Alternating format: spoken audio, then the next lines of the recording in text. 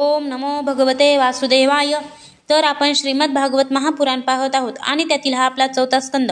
चौथ्या स्कंदातील अध्याय 18व्या अध्यायामध्ये आपण पृथ्वीचे दोहन पाहणार आहोत. मैत्रेय म्हणतात, विदुरा, यावेळी महाराज पृथ्वींचे ओठ रागाने थरथर कापत होते. त्यांची अशी स्तुती करून पृथ्वीने आपले हृदय विचारपूर्वक स्थिर केले आणि ती भीत त्यांना म्हणाली, प्रभो, आपण आपला राग शांत करावा आणि मी जी प्रार्थना करीत आहे ती लक्षपूर्वक ऐकावी. कारण बुद्धिमान पुरुष भ्रमराप्रमाणे सर्व ठिकाणाहून सार ग्रहण करतात. तत्वज्ञानी मुनींनी या लोकात आणि परलोकात मनुष्यांचे कल्याण करण्यासाठी पुष्कळ उपाय शोधून काढले आणि ते उपयोगात आणले आहेत. त्या प्राचीन ऋषींनी सांगितलेले उपाय याही काळात जो पुरुष श्रद्धापूर्वक चांगल्या तऱ्हेने आचरणात आणतो तो सुलभपणे इच्छित फळ प्राप्त करून घेतो.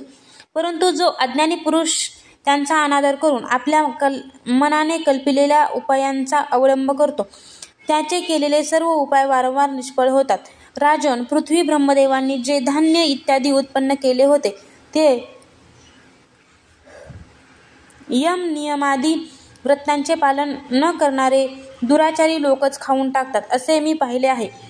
लोकरक्षक अशा आपण राजे लोकांनी माझे पालन आणि आदर करणे सोडून दिले, म्हणूनच सर्व लोक चोरांप्रमाणे झाले आहेत. त्यामुळेच यज्ञासाठी लागणाऱ्या औषधी मी लपून ठेवल्या आहेत. आता पुष्कळ कालावधी झाल्याने माझ्या पोटात ती धान्य निश्चितच जीर्ण झाली आहेत.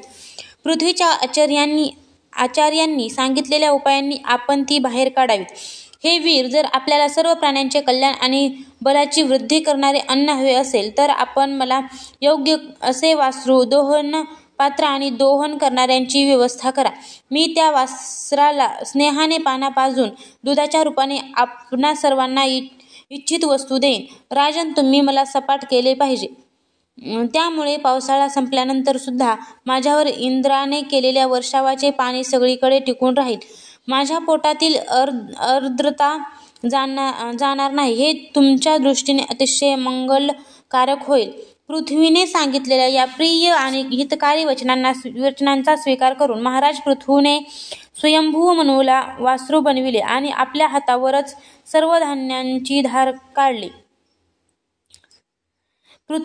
पृथूप्रमाणेच इतर समजूतदार लोकसुद्धा सगळीकडून सार ग्रहण करतात, म्हणून त्यांनी पृथ्वीने वश केलेल्या पृथ्वीकडून आपापल्या इच्छित वस्तू प्राप्त करून घेतल्या. हे विदुरा, ऋषींनी बृहस्पतीला वासरू बनवून वाणी, मन आणि स्तोत्ररूप पात्रात पृथ्वीच्या वेदरूप पवित्र दुधाचे दोहन केले.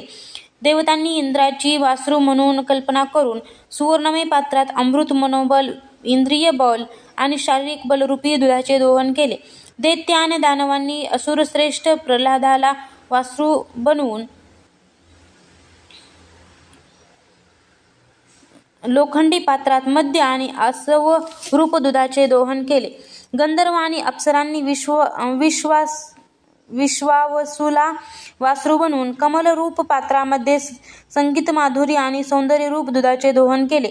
श्राद्धदेव पितृगणांनी आर्यमाला वासरू बनविले आणि मातीच्या कच्च्या मडक्यात श्रद्धापूर्वक कव्यरूप दुधाचे दोहन केले. नंतर कपिलदेवांना वासरू बनवून आकाशरूप पात्रामध्ये सिद्धांनी आणि मादी अष्टसिद्धी तसेच विद्याधरांनी आकाशगमन आदी विद्यांचे दोहन केले.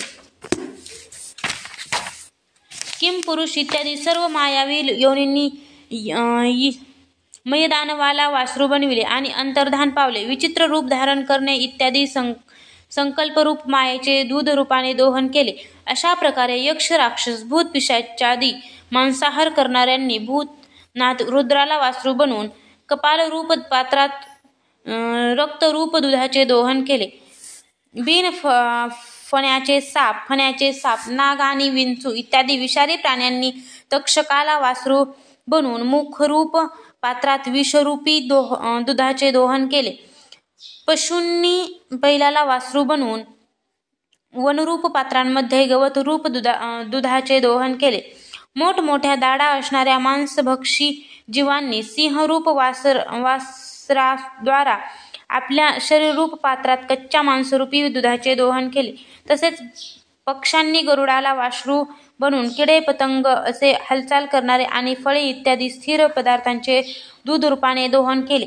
वृक्षांनी वडाच्या झाडाला वासरू बनवून अनेक प्रकारच्या रसरूपी दुधाचे दोहन केले आणि पर्वतांनी हिमालयी रूप पासराच्या द्वारा आपल्या शिखररूप पात्रामध्ये अनेक प्रकारच्या धातूंचे दोहन केले. पृथ्वी सर्व इच्छित वस्तू देणारी आहे आणि यावेळी ती पृथूच्या अधीन होती, म्हणून तिच्यापासून सर्वांनी आपापल्या जातीच्या प्रमुखाला वासरू बनवून निरनिराळ्या पात्रांमध्ये भिन्न विभिन्न पदार्थांचे विदधाच्या रूपाने दोहन केले.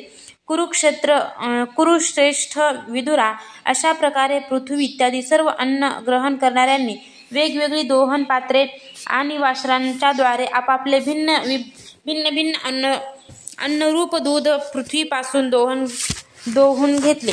यामुळे महाराज पृथू इतके प्रसन्न झाले की सर्व इच्छित वस्तू देणाऱ्या पृथ्वीबद्दल त्यांना आपल्या कन्येप्रमाणे स्नेह उत्पन्न झाला आणि त्यांनी तिचा आपल्या कन्येच्या रूपाने स्वीकार केला.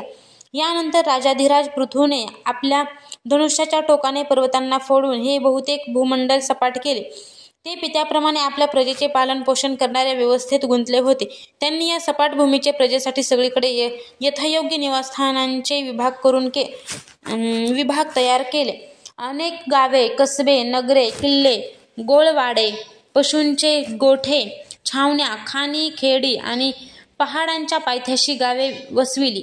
पृथूंच्या अगोदर या पृथ्वीतलावर नगरे, गावे इत्यादी विभाग नव्हते. सर्व लोक आपापल्या सोयीनुसार बेधडक इकडे तिकडे राहत होते.